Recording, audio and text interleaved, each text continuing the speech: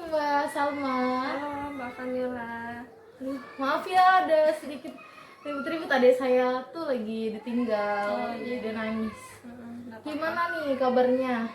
Alhamdulillah lebih baik dari yang kemarin. Ya alhamdulillah, saya senang deh dengarnya. Jadi kesini sama siapa Mbak?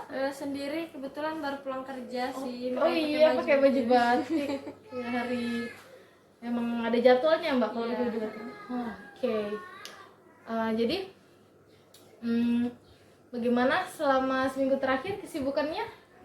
Kesibukan sih mulai nggak terlalu karena sudah ada member baru. Oke. Sudah dapat, jadi kerjanya lebih teratasi gitu. Dari yang sebelumnya yang Iya. hectic banget, ada yang baru. Mungkin sekarang sih paling saya banyak menghabiskan waktu di rumah sih, paling habis dari tempat kerja ke rumah. Tapi alhamdulillahnya semenjak saya habis kemarin itu kayak dikasih teknik sama Mbak Vanilla, semenjak itu saya merasa kayak enggak terlalu kepikiran gitu. Saya di dalam diri saya tuh cuma kalaupun iya nanti ketemu, ya hadapilah kayak yang kemarin sudah Sampaikan. Oke, jadi ini pertemuan ke-6 ya Mbak, seperti yang saya bilang sebelumnya, kalau pertemuan itu evaluasi dari tindakan sebelumnya, apakah berpengaruh atau tidak, ataukah perlu tindak lebih lanjut kayak gitu. Jadi pertemuan ke-6, pertemuan ke-7, mohon maaf. Jadi yang ke-6 kemarin pelaksanaan teknik, dan yang ke-7 ini evaluasi dan tindak lanjut. Jadi seperti biasa kita melaksanakannya sekitar 45 menit sampai 60 menit. Jika lewat dari itu mungkin kita bisa atur jadwal, tapi saya lihat kita tidak pernah meleset ya. Iya. Selalu tepat waktu ya, jadi tidak mengundur-undur lagi pertemuan. Oke, jadi nih saya mau tanya, gimana perasaannya Mbak Salma nih? Ya seperti yang saya bilang tadi, lebih baik dari kemarin. Kebetulan kemarin itu saya sempat ketemu loh Mbak, nggak sengaja gitu ketemunya. Nah posisinya kan saya tuh lagi keluar sama teman saya, terus saya nongkrong lah di satu tempat. Tapi tempat itu tuh kayak terbuka gitu, Iya, rame, outdoor gitu ya? jadi rame.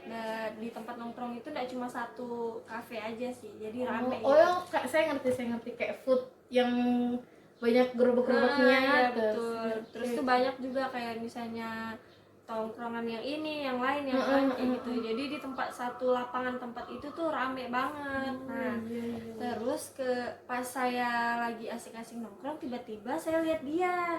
Awalnya saya lihat dia, dia nggak lihat saya. Terus saya pikir dia mau ke tongkrongan yang lain kan Mbak, karena setahu saya selama saya sama dia dulu, dia nggak pernah tuh yang namanya nongkrong di tempat yang saya nongkrong itu. Hampir jarang gitu. Jadi dia tuh nongkrongnya di tempat lain, nggak pernah di situ. Yang setahu Mbak. Awalnya kan saya sempat berpikiran, dia tahu dari mana nih saya di sini. Awalnya kan saya kayak overthinking duluan gitu Mbak. Saya pikir kan kayaknya ada yang ngasih tahu dia nih, atau kayaknya dia lagi stalking saya nih, gitu. Tapi pas sudah mulai berhadapan sama dia, kayak bertatapan gitu, saya awalnya kayak mau pura-pura biasa aja, kayak Pura-pura nggak lihat gitu. Tapi waktu saya pura-pura nggak lihat itu, teman saya langsung kode-kode. Sebenarnya saya nggak kasih tahu teman saya juga sih waktu saya lihat dia, jadi mungkin nggak ada kompromi antara kami gitu kan. Tapi ya kita temannya kode-kode. Iya, teman saya tuh kode-kode, jadi saya kayak langsung terlihat gitu pas juga dia lihat saya. Jadi dia eye kontak gitu. Jadi Mbak sama dia kontak gitu ya. Oke. Nah, terus dia berjalan ke dekat saya. Awalnya saya kayak agak tegang gitu Mbak. Kayak setelah dari permasalahan terakhir kami itu, yang kami sudah berpisah itu, kan saya tidak pernah ketemu lagi. Sampai kemarin itu saya baru ketemu lagi. Nah, jadi saya agak kayak canggung, tegang, apa segala macam kayak gitu. Terus waktu saya ketemu dia itu, saya pergilah pura-pura gitu kan, senyum aja. Nah ternyata dia datangi saya, kayak singgah gitu sebentar. kayak dia mau mencoba berinteraksi iya, sama Mbak Salma. iya betul, dia mencoba interaksi gitu kayak menegur sapa. Jadi bagaimana Mbak Salma menyikapinya? Awalnya kan waktu dia negur saya itu saya senyum aja, dia bilang kan dia bilang kayak gitu, dia bilang kayak gitu kan, terus saya bilang saya cuma senyum kayak gini. Nah terus nggak lama dia datang, dia bilang bertiga aja kak, dia bilang gitu. Dia mendatangi gitu ya? Iya, dia kebetulan mungkin dia mau melewati saya, mungkin dia mau cari tempat duduk di lain, tapi kebetulan dia melewati saya. Jadi seolah pertemuan itu terjadi secara tidak sengaja ya Mbak ya? Itu pun dia juga lagi sama teman-temannya ya, bukan sama keluarganya. Jadi dia negur saya, dia bilang terus saya bilang saya balas senyum aja karena kan saya nggak mau terlalu mengabut kalau untuk ngobrol gitu ya Mbak, setupnya panjang lagi kan.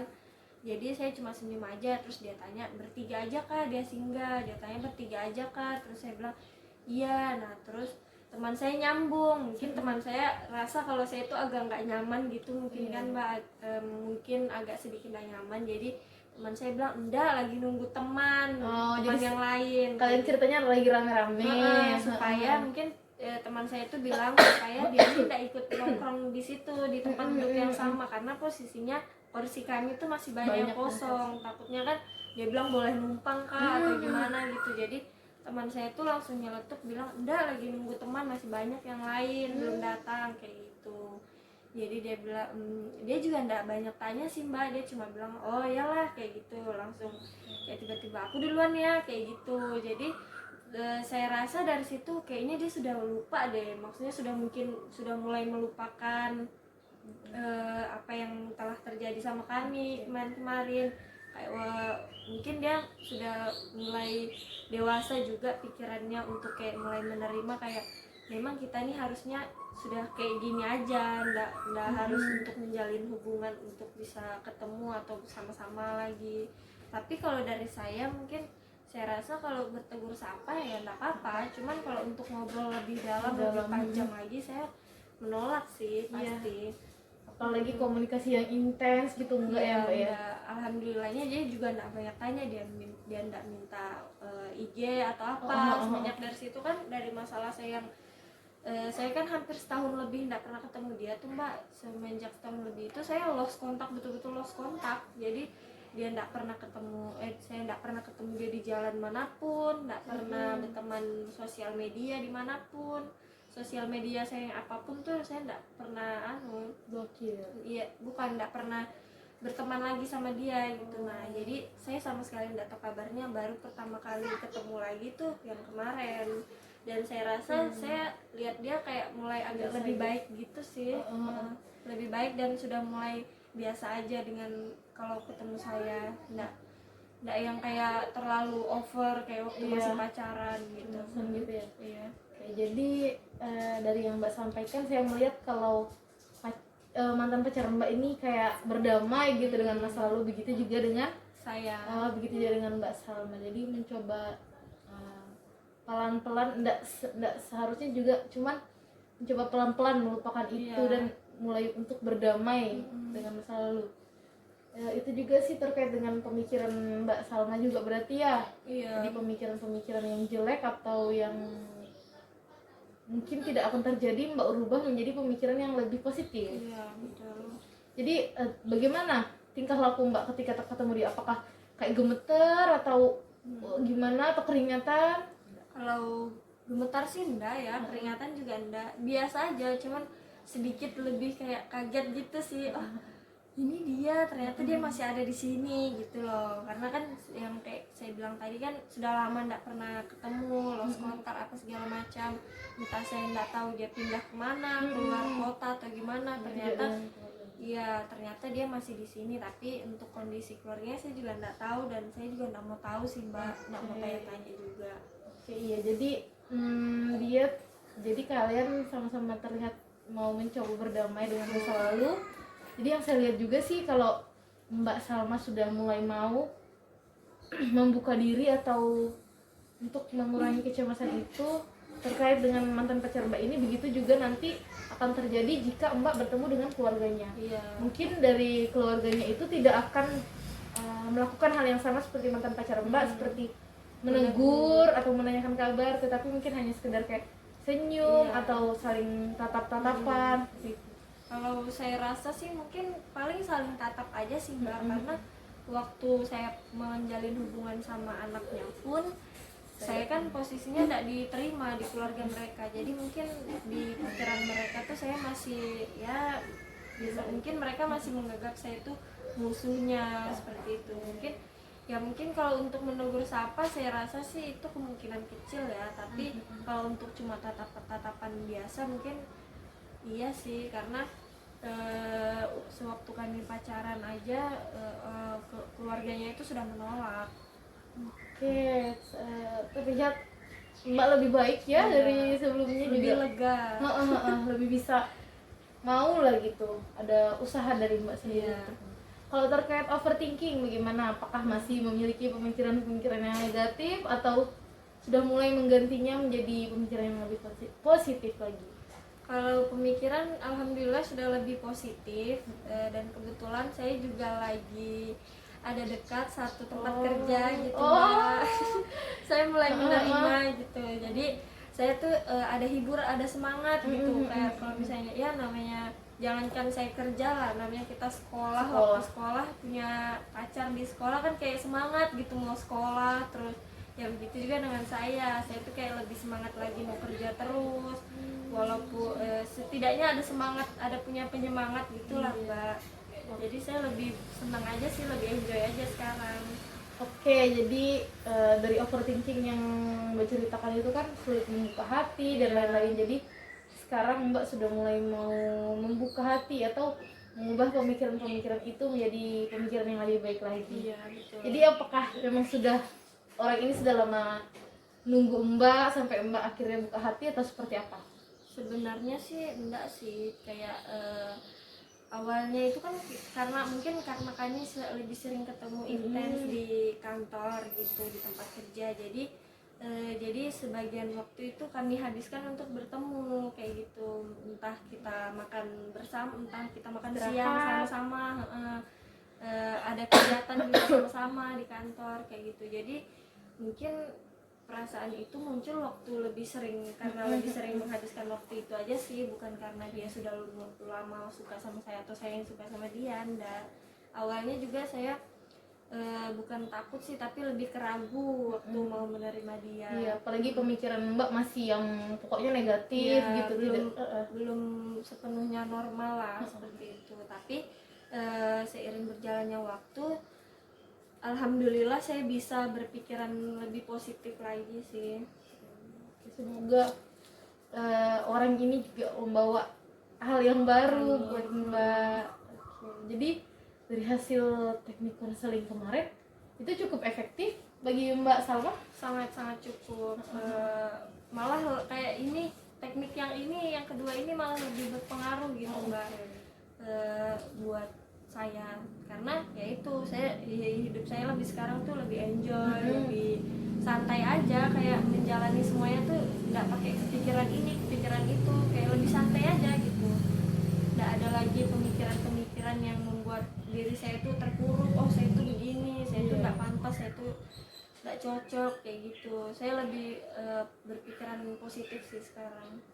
Buktinya sekarang tuh malah saya rasa kemarin saya rasa nggak ada yang mau sama saya, ternyata ada juga gitu. Mungkin kemarin tuh karena saya juga pemikiran Mbaknya sih, merasa saya kayaknya saya nggak pantas, jadi ya orang-orang juga kayak melihat saya murung, kayak nggak mau gitu mendekati saya. Mungkin kayak ya namanya orang kan Mbak, kita kayak misalnya kita punya teman nih, punya teman kita, terus teman kita tuh kayak lagi banyak pikiran, nggak mungkin kita mau ajak dia ngomong atau ajak dia, pasti dia juga butuh waktu untuk sendiri gitu. Mungkin orang-orang lihat sama saya kemarin tuh kayak gitu, makanya saya tuh kayak kurang tepat cerita juga kemarin.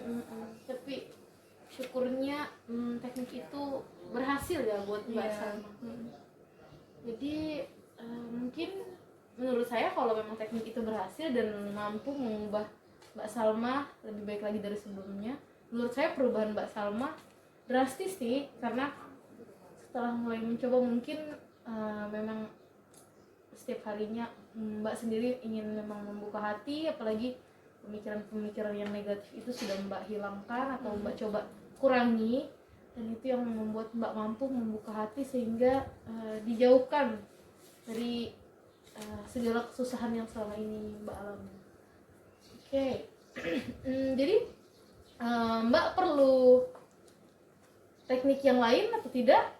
Ya, saya rasa sih nggak perlu sih Mbak, karena teknik kedua itu sudah lebih baik untuk ya lebih berhasil lah menurut saya, untuk saya gitu.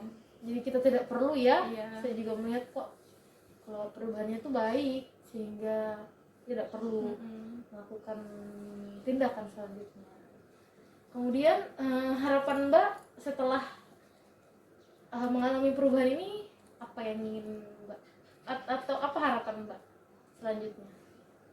Harapan saya ya semoga saya bisa lebih baik lagi dari yang ini. Semoga saya bisa lebih enjoy, lebih santai menjalani hari-hari saya untuk kedepannya, dan saya rasa ini bisa saya jadikan pelajaran gitu.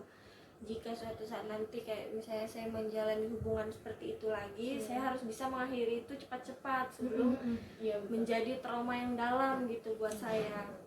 Terus saya juga mau, kalau saya lagi ada masalah, saya rasa saya tidak perlu berlarut-larut sih memikirkannya, karena apalagi kan zaman sekarang kan sudah modern gitu Mbak. Kayak misalnya kita walaupun kita rasa sendiri gitu, tidak punya teman cerita, kita bisa ke konseling, kita bisa konseling, Kita bisa ke psikiater. ya betul. Walaupun tidak bisa cerita langsung gitu kan, misalnya kita lagi sibuk betul juga tidak bisa cerita kan, kita bisa kayak via video call atau apa. Zaman sekarang kan zaman sekarang kan sudah makin canggih. Jadi saya rasa sih insya Allah saya makin bisa untuk mengatasi masalah-masalah selanjutnya jika ada datang masalah yang serupa seperti itu. Jadi anggaplah masalah kemarin itu pelajaran dan Mbak mau menjadi lebih baik sehingga kesalahan-kesalahan sebelumnya itu tidak terulang lagi. Oke, alhamdulillah ya Mbak kalau memang perubahan ini terjadi secara baik dan lancar serta juga efektif buat Mbak Salma sendiri untuk mengurangi kecemasan dan overthinking. Jadi menurut saya kita cukupkan saja pertemuan kita pada siang hari ini, dan nanti kita akan lanjut dengan sesi selanjutnya, yaitu terminasi atau penyelesaian masalahnya. Nah, permasalahan-masalahnya selesai. Gimana itu untuk menutup pertemuan kita pada akhirnya. Jadi bagaimana, apakah mau dilanjut untuk pertemuan selanjutnya yang terakhir? Iya. Kita atur jadwal lagi. Bagaimana untuk kapan Mbak libur? Kalau untuk sekarang sih saya belum tahu ya Mbak liburnya kapan, karena perubahan jadwalnya juga banyak gitu. Jadi mungkin nanti saya kabari via WA aja kayak biasa. Nanti kita atur via WhatsApp. Senang ya Mbak bertemu kali ini dengan perubahan yang sangat drastis dan baik. Alhamdulillah. Oke, mungkin sekian dari saya. Terima kasih Mbak Salma sudah menghadiri pada pertemuan kali ini. Iya, makasih juga untuk Mbak Vaniola yang sudah sangat membantu malah saya untuk menghadapi masalah ini, memberi saya teknik gitu kan, teknik yang awalnya saya rasa saya kurang puas, sampai lagi teknik yang kedua, alhamdulillah saya merasa sangat puas gitu. Semoga nanti pertemuan selanjutnya kita bisa ketemu lagi dalam keadaan sehat. Amin. Iya Mbak, terima kasih. Amin. Assalamualaikum. Salam.